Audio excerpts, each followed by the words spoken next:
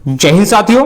तो हम आपको प्रीवियस ईयर के क्वेश्चन पेपर करा रहे हैं सीटेट के, जिसमें आज हम देखेंगे 11 जनवरी 2023 का क्वेश्चन पेपर। तो इसमें आपके मैथ में जो कैलकुलेशन से संबंधित 15 प्रश्न पूछे गए हैं, उन प्रश्नों को आज की क्लास में सोल्व करेंगे।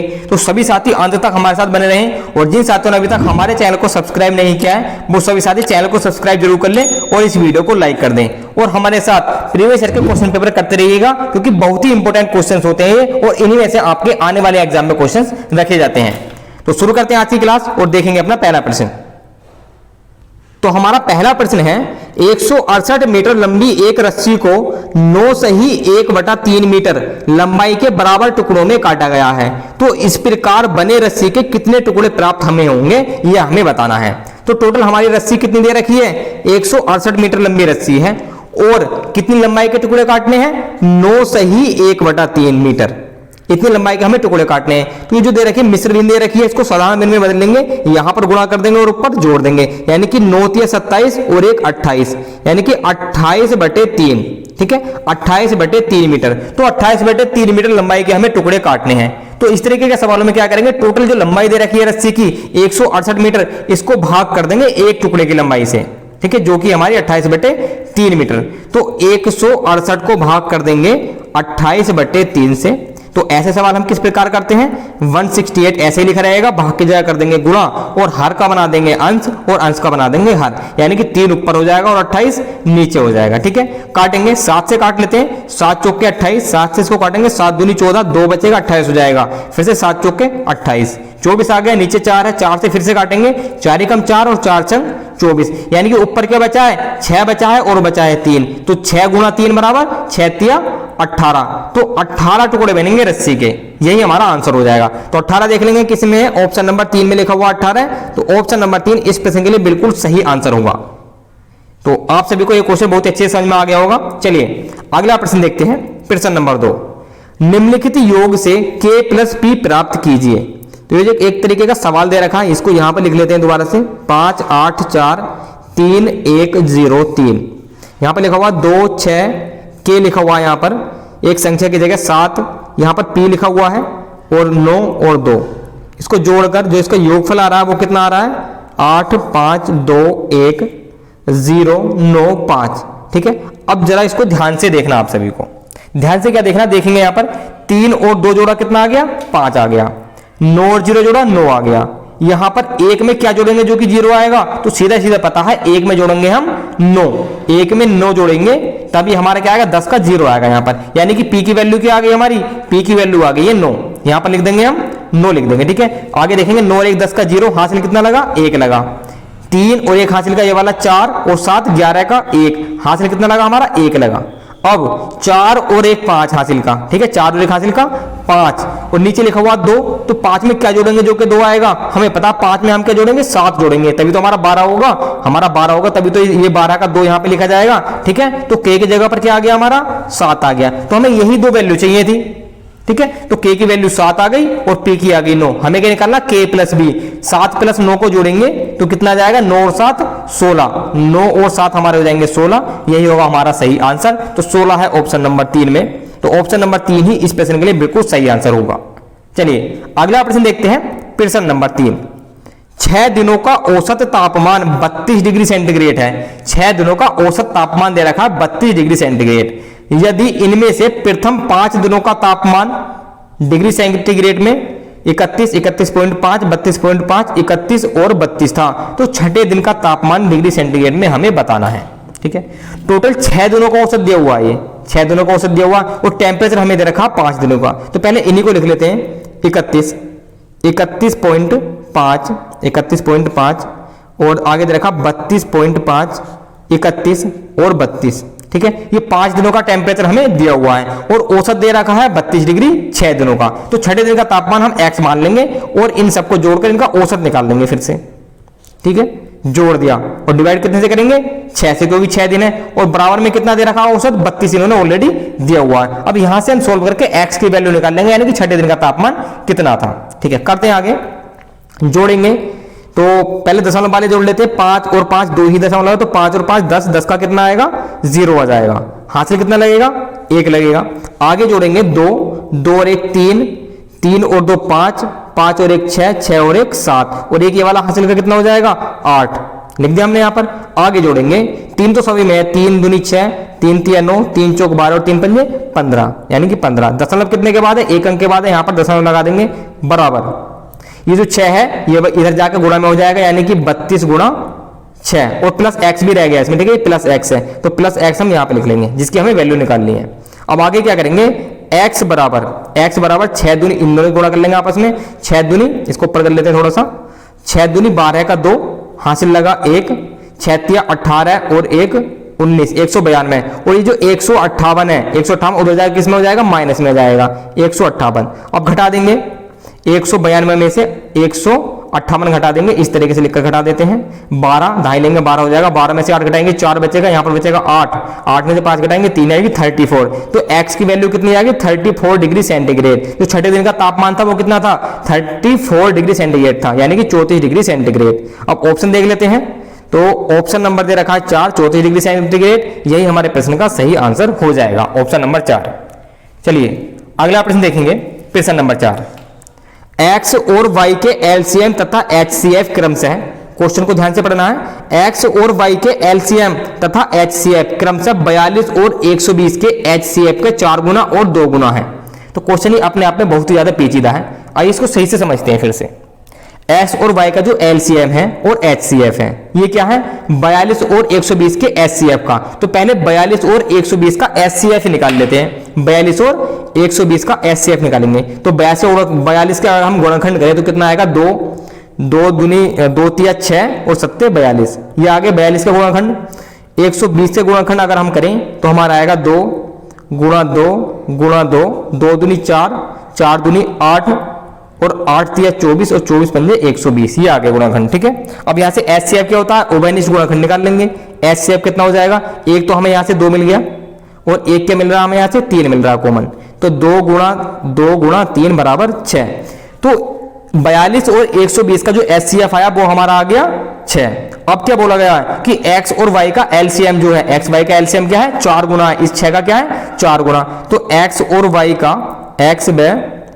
का एलसीएम, x और y का एलसीएम बराबर 6 गुणा 4 बराबर 24, ठीक है।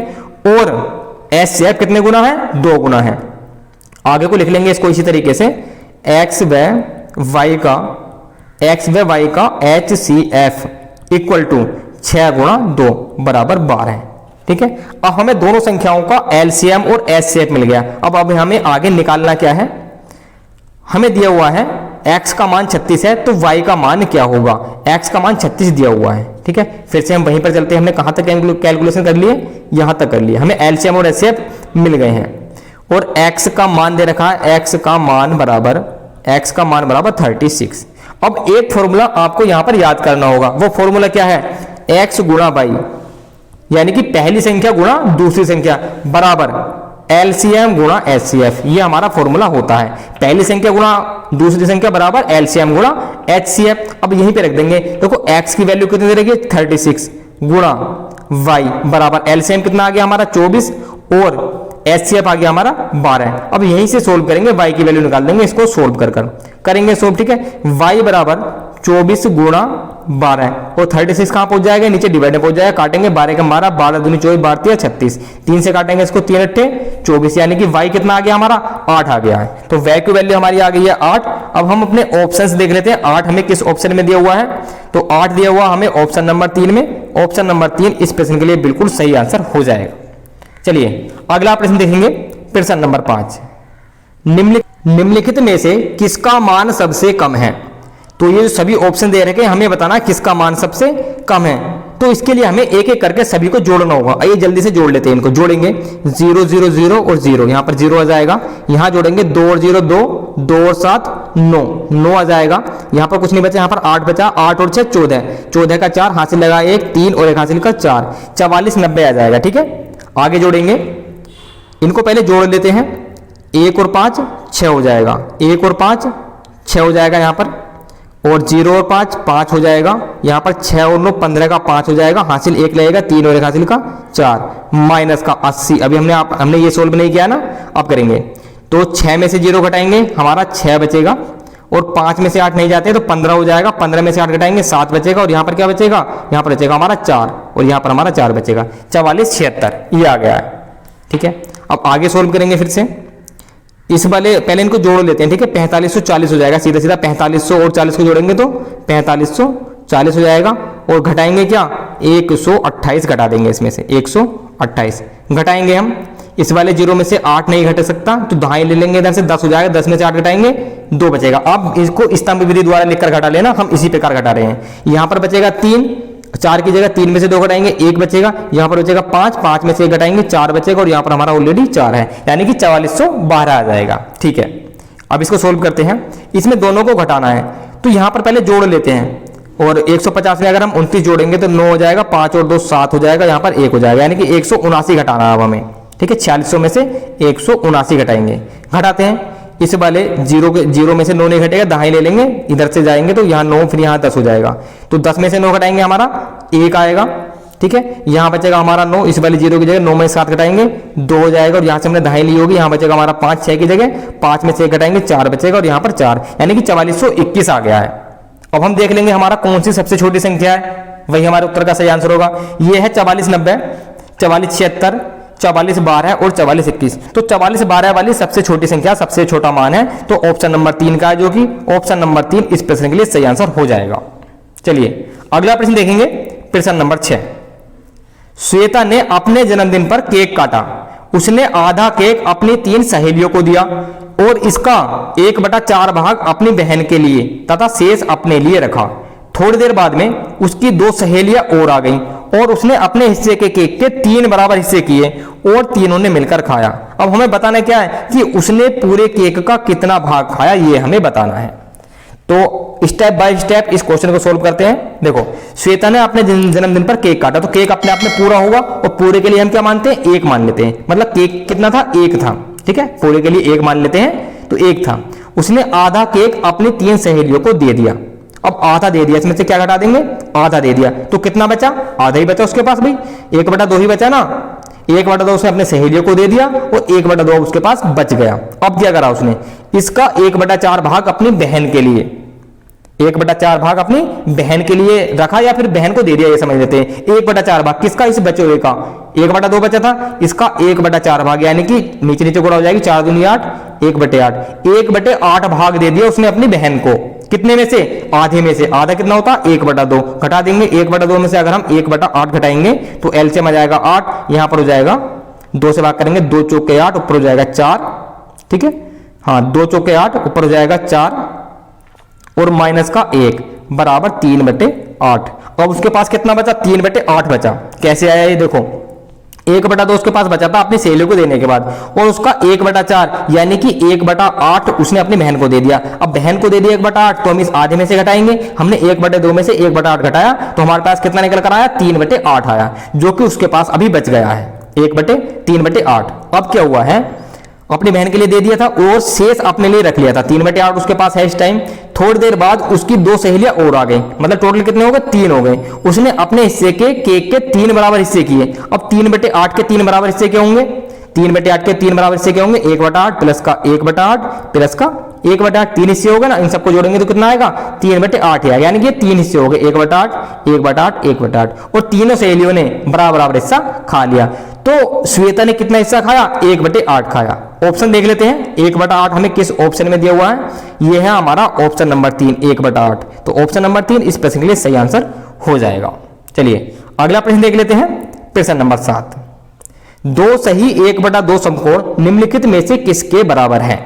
2 सही 1/2 समकोण निम्नलिखित में से किसके बराबर है। तो पहले जो मिश्र भिन्न दे रखी है ना, 2 सही 1/2, इसको पहले साधारण भिन्न में बदल लेंगे। कैसे बदलते हैं, नीचे गुणा और ऊपर जोड़, सीधी सीधी सी बात है। 2 दूनी 4 और 1 5, 5/2 समकोण, 5/2 समकोण। और समकोण की वैल्यू कितनी होती है, ये तो हमें पता है, कितनी होती है, 90 होती है। 5/2 गुणा 90, काटेंगे 2 से काटेंगे 45 बार कट जाएगा, 2 चौका 8, 2 पंजे 10, और 45 पंजे कितना हो जाएगा, गुणा करेंगे 5 पंजे 25 का 5, हाथ से लगेंगे 2, 5 चौक 20 और 2 22, 225 डिग्री।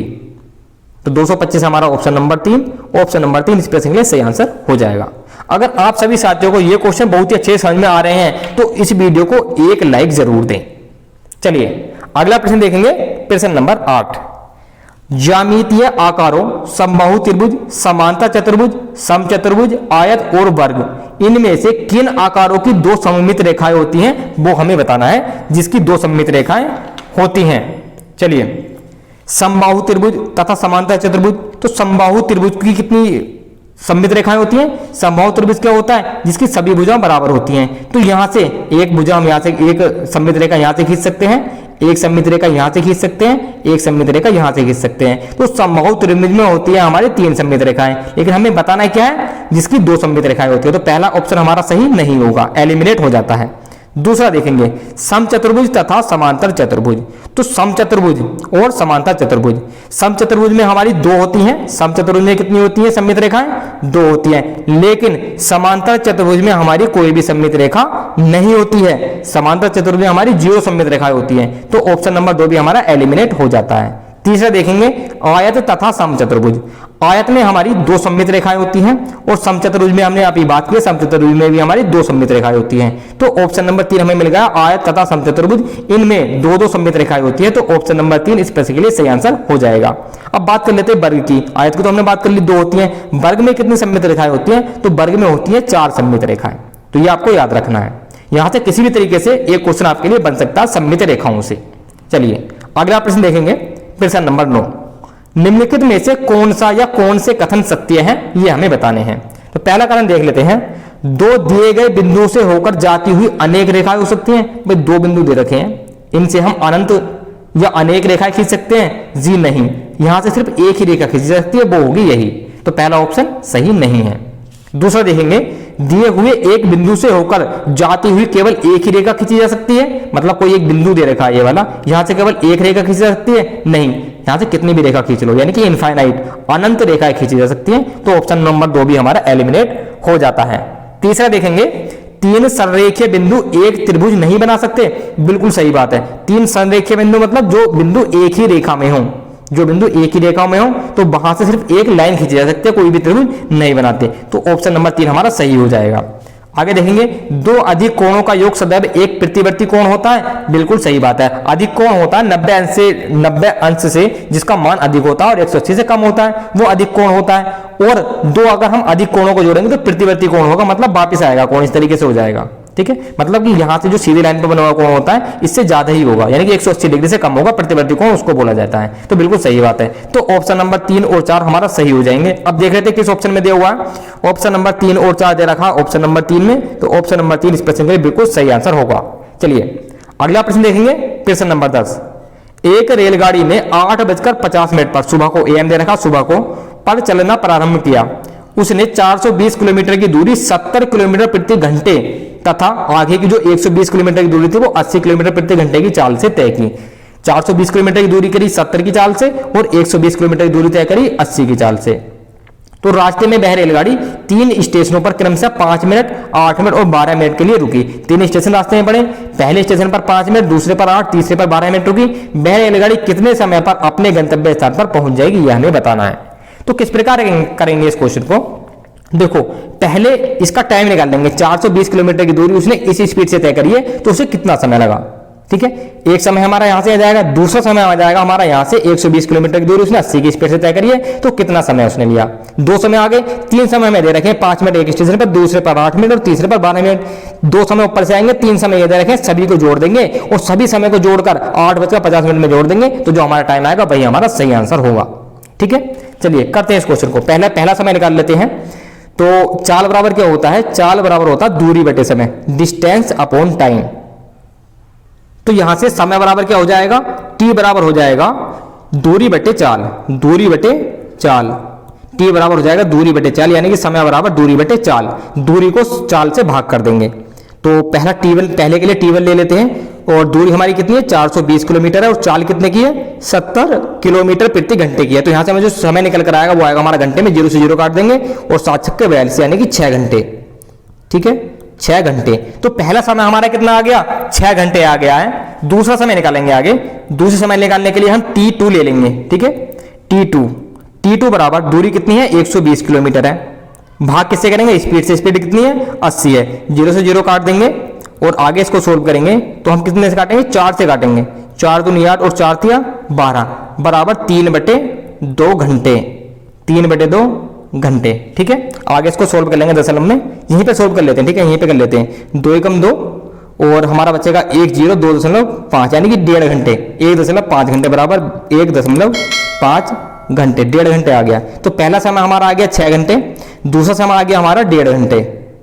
तो अब इन दोनों समय को जोड़ देंगे 6 घंटे और 1.5 घंटे, 6 प्लस का 1.5 घंटे बराबर कितना हो जाएगा 7.5 घंटे, 7.5 घंटे यानी कि आधे घंटे को मिनट में चेंज कर लेंगे, बराबर 7 घंटे 30 मिनट, 7 घंटे 30 मिनट उसको लगे पूरी दूरी तय करने में, 7 घंटे 30 मिनट। ठीक है, और टाइम कितना दे रखा हमारा देख लेंगे 8:50।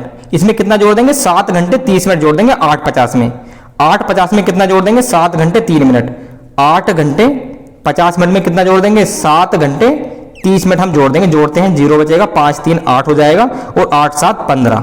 ठीक है, इतना टाइम हो गया। लेकिन यहां पर क्या होना चाहिए 60, यहां से 60 मिनट का 1 घंटा होता है, तो यहां से हम 60 माइनस कर देंगे और यहां पर क्या बढ़ा देंगे 1 बढ़ा देंगे, यानी 1 घंटा बढ़ जाएगा हमारा, घटाएंगे तो 20 बचेगा और यहाँ पर 15 की जगह क्या हो जाएगा 16, यानी कि 16:20 मिनट। अभी वो 3 जगह स्टेशनों पर और रुकी थी, कितनी देर रुकी थी देख लेते हैं। वो रुकी थी 5 मिनट, 8 मिनट और 12 मिनट, 5 8 और 12, ये हमें याद रखना 5 8 और 12, 5 मिनट 8 मिनट और 12 मिनट यहाँ पे लिख लेते हैं। ठीक है, तो इस समय को भी आपस में जोड़ लेते हैं, 5 और 8 13, 13 और 12 मिलाकर हो जाएगा 25। तो 25 मिनट उसने स्टेशनों पर रुकने में ही लगा दिया था, वो समय भी इसमें हमें जोड़ना पड़ेगा। जोड़ देंगे 25, 5 2 2 4 और 16, यानी कि 16:45, यानी कि शाम के किस टाइम, शाम के 4:45 पर वो ट्रेन अपने गंतव्य स्थान पर पहुंचेगी। ऑप्शन देख लेते हैं, शाम के 4:45 यानी कि 4:45 और पीछे क्या लिखा होगा PM होगा, 4:45। यह है ऑप्शन नंबर 2 में। तो ऑप्शन नंबर 2 इस प्रश्न के लिए बिल्कुल सही आंसर हो जाएगा। तो आशा करते हैं यह क्वेश्चन आपको अच्छे से समझ में आ गया होगा। चलिए अगला प्रश्न देखेंगे, प्रश्न नंबर 11, ये रहा आपकी स्क्रीन पर। निम्नलिखित में से कौन सा कथन सही है, सही कथन की हमें पहचान करनी है। 2 लीटर कम है 250 ml से, तो 1 लीटर में कितने होते हैं 1000 ml होते हैं, तो यही ज्यादा हो रहा है, तो ये सही नहीं होगा, यानी कि 250 ml कम है, 2 लीटर कम नहीं है, 2 लीटर ज्यादा है, तो ऑप्शन 1 एलिमिनेट हो जाता है हमारा। दूसरा देखेंगे 1.69 मीटर बराबर है 1690 सेंटीमीटर के, 1.69 मीटर, 1 मीटर में कितने सेंटीमीटर होते हैं 100, तो 100 से इसकी गुणा कर देंगे, कितना आएगा 100, 1 6 9 और 2 0, दशमलव कितने के बाद है 2 अंकों के बाद है, यहाँ पर दशमलव लगा देंगे, तो 169 सेंटीमीटर आ रहा है, लेकिन आना कितना चाहिए था 1690, गलत हो जाता है। आगे देखेंगे 6.25 लीटर अधिक है 6 लीटर 25 ml से, 6.25 लीटर अधिक है 6 लीटर 25 ml से, तो ये बिल्कुल सही बात हो जाती है। 6.25 लीटर, 6.25 का मतलब होता है 6 लीटर और 250 ml। 6.25 लीटर का क्या मतलब होता है 6 लीटर 250 ml, ज्यादा है 6 लीटर 25 ml से, बिल्कुल सही बात है। तो ऑप्शन नंबर 3 इस प्रश्न के लिए सही आंसर हो जाएगा बिल्कुल। चलिए अगला प्रश्न देखेंगे, प्रश्न नंबर 12 है। मानचित्र पर 2 शहरों के बीच की दूरी 19.2 सेंटीमीटर है। यदि मानचित्र पर 0.5 सेंटीमीटर भूमि 3 किलोमीटर के बराबर है, तो दोनों शहरों के बीच की दूरी मीटर में हमें बतानी है। दिया हुआ क्या है, देखो मानचित्र पर 2 शहरों के बीच की दूरी दे रखी है 19.2 सेंटीमीटर, और बोला क्या है कि मानचित्र पर अगर 0.5 सेंटीमीटर की भूमि है वो किसके बराबर है 3 किलोमीटर के बराबर है, यानी कि 0.5 सेंटीमीटर बराबर है 3 किलोमीटर के। तो यहां से 1 सेंटीमीटर किसके बराबर होगी 3/0.5। ठीक है, यहां से दशमलव से हटा देंगे, यहां पर 0 बढ़ा देंगे, 5 से काटेंगे 5 छक्का 30, यानी कि 6 किलोमीटर। 1 सेंटीमीटर की दूरी किसके बराबर है 6 किलोमीटर के बराबर है, तो 19.2 सेंटीमीटर की दूरी किसके बराबर होगी, इस 6 की गुणा कर देंगे कितने से 19.2 से गुणा कर देंगे, हमारा आंसर आ जाएगा। चलिए गुणा करते हैं, 6 दूनी 12 का 2 हासिल लगा 1, 6 9 54, 54 और 1 55 का 5 हासिल लगे 5, 6 कम 6, 6 और 5 11, दशमलव कितने के बाद है 1 के बाद है, यहाँ पर दशमलव लगा देंगे, यानी कि 115.2, 115.2 किलोमीटर। अभी किस में आई है दूरी किलोमीटर में आई है, लेकिन हमें आंसर किस में देना था, आंसर देना था मीटर में। ठीक है, तो हमारी दूरी किस में आई है अभी किलोमीटर में आई है। अब 1 किलोमीटर में कितने मीटर होते हैं? 1000 मीटर होते हैं। तो 115.2 गुणा 1000 कर देंगे मीटर में बदलने के लिए। 1000 से गुणा क्यों किए? मीटर में बदलने के लिए। तो 3 जीरो पीछे लगा देंगे इसके, ऐसे ही 1 2 3 दशमलव कितने के बाद है? 1 अंक के बाद दशमलव है, तो 1 अंक के बाद यहां पर दशमलव लगा देंगे। तो हमारा आंसर कितना आ गया है? हमारा आंसर आ गया इतना, इकाई, दहाई, सैकड़ा, हजार, 10,000, लाख, 1,15,200 मीटर। ठीक है, 115,200 इतना याद रखो, 115,200। तो ये हमारा किस ऑप्शन में है? 115,200। ये है हमारा ऑप्शन नंबर 4 में 115,200। तो ऑप्शन नंबर 4 इस प्रश्न में बिल्कुल सही आंसर हो जाएगा। अगर किलोमीटर में पूछता हमारी दूरी तो हमारा ये ऑप्शन सही होता। ठीक है, हमसे पूछिए मीटर में, तो ऑप्शन नंबर 4 हमारे इस प्रश्न के लिए सही आंसर हो जाएगा। तो जल्दबाजी में हमें ये गलतियां नहीं करनी है। जिस यूनिट में आंसर पूछा गया उसी यूनिट में देना है, इस बात का आपको ध्यान रखना है परीक्षा देते समय। चलिए अगला प्रश्न देखेंगे, प्रश्न नंबर 13। निम्नलिखित पैटर्न में आगे क्या आएगा? तो कल भी हमने इस तरीके का एक क्वेश्चन किया था, 1Z1 2Y4 3X9 4W16। तो पहले अल्फाबेट्स की बात कर लेते हैं। ठीक है, Z के बाद Y आया, Y के बाद X आया, X के बाद W आया, यानी कि WXYZ रिवर्स में चल रहा है। ठीक है, तो यहां पर क्या आएगा? अब यहां पर आना चाहिए V, क्योंकि क्या होता है? STUVWXYZ। तो V तो हमारा सही है और V हमारे दो ऑप्शन में दे रखा है, इनमें से कोई सा सही होगा? अब आगे क्या देख लेते हैं। पहले क्या दे हुआ? देखो इधर 2 है, इधर 4 है, इधर 3 है, इधर 9 है, इधर 4 है, इधर 16 है। तो यहाँ पर दोनों तरफ क्या लिखे हुए हैं इसके? यहाँ पर लिखा हुआ है, यहाँ पर लिखी हुई है संख्या 1 2 3 4, और यहाँ पर क्या आएगी? 5 आएगी। और यहाँ पर क्या लिखा हुआ है? इसके वर्ग लिखे हुए हैं, 1 का वर्ग 1, 2 का वर्ग 4, 3 का वर्ग 9 और 4 का वर्ग 16। तो ऐसे 5 का वर्ग यहाँ पर क्या हो जाएगा? 25 हो जाएगा। ठीक है, 5V25 ये हमारे प्रश्न का सही आंसर होगा। देख लेते कौन सा ऑप्शन है। ये हमारा ऑप्शन नंबर 2 5V25। तो ऑप्शन नंबर 2 इस प्रश्न के लिए बिल्कुल सही आंसर हो जाता है। चलिए अगला प्रश्न देखेंगे, प्रश्न नंबर 14। आदित्य अपने एक दिन के समय को निम्न प्रकार से व्यतीत करता है। सोना 7 घंटे वह सो रहा है, स्कूल के 6 घंटे, खेलना 2 घंटे, टीवी देखना 2 घंटे और अन्य काम 7 घंटे। तो यदि इन आंकड़ों को पाई चार्ट पर दिखाया जाए तो सोने और खेलने से संबंधित केंद्रीय कोणों में अंतर क्या होगा, ये हमें बताना है। तो पाई चार्ट कल भी हमने आपको बनाकर दिखाया था, इस तरीके से बनाते हैं पाई चार्ट। ठीक है, और कितने काटने से? 1 2 3 4 5 एंगल बनाने, तो कुछ इस प्रकार बना लेंगे। ये हो गया 3 1 2 3 4, एक और बना लेते हैं 5। ठीक है, तो यहां पर लिख लेंगे हम 7 घंटे, यहां पर भी 7 लिख लेंगे। ठीक है, यहां पर 6 लिख लेंगे और यहां पर 2 लिख लेंगे और यहां पर लिख लेंगे 2। ठीक है, पूरा हो गया लगभग। तो टोटल एंगल कितना होता है पाई चार्ट का? टोटल एंगल होता है हमारा 360 डिग्री का। पाई चार्ट का एंगल क्या होता है? पूरा एंगल होता है, संपूर्ण एंगल होता है एक, और संपूर्ण एंगल कितने का होता है? 360 डिग्री का होता है। लेकिन टोटल टाइम भी तो हमें देखना है ना। तो 7 और 7 14, 14 और 6 20, 20 और 2 22, 22 और 2 24, यानी कि 24 घंटे किसके बराबर है? 24 घंटे बराबर है 360 डिग्री के। 24 घंटे कितने किसके बराबर है? 360 डिग्री के। तो 1 घंटा किसके बराबर होगा? 360 को भाग कर देंगे 24 से।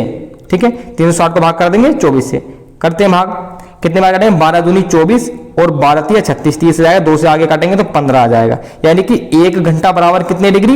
15 डिग्री। 1 घंटा बराबर 15 डिग्री आ गया है। और हमें निकालना क्या है इसमें? यहां पर देखो, यहां पर लिखा हुआ हमारा सोने और खेलने से संबंधित। तो सो और खेलना, कितने घंटे सो रहा है वो? सोने के घंटे हैं हमारे 7, सोने के घंटे हैं 7 और खेलने के घंटे हैं 2। याद रखना है 7 घंटे और 2 घंटे, इनकी वैल्यू निकाल लेंगे और इनका हमें निकालना है अंतर।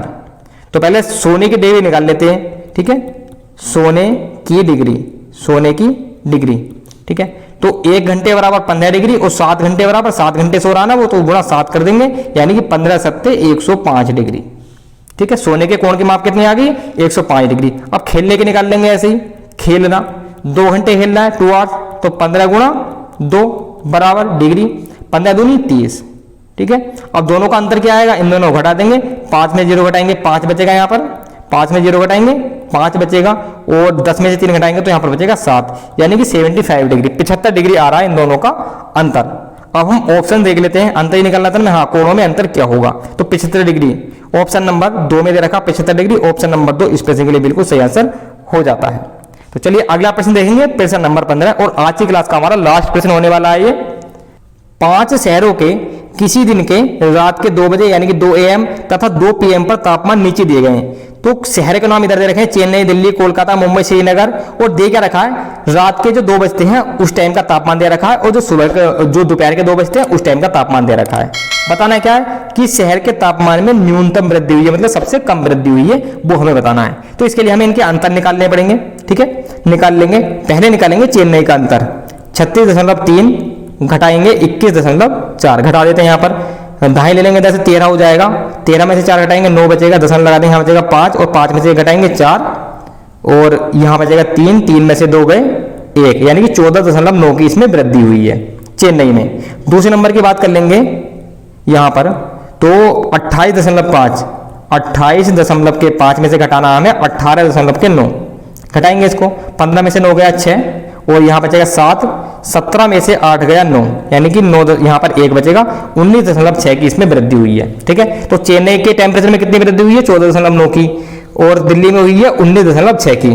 कोलकाता के लिए देख लेते हैं, 28.1 में से हमें क्या घटाना है, 12 घटाना है, 12 घटाना 28.1 में से, यहाँ दशमलव आके 0 बढ़ा लेंगे, यहाँ 1 बचेगा, 8 में से 2 घटाएंगे 6 बचेगा, 2 में से घटाएंगे 1 बचेगा, यानी कि 16.1।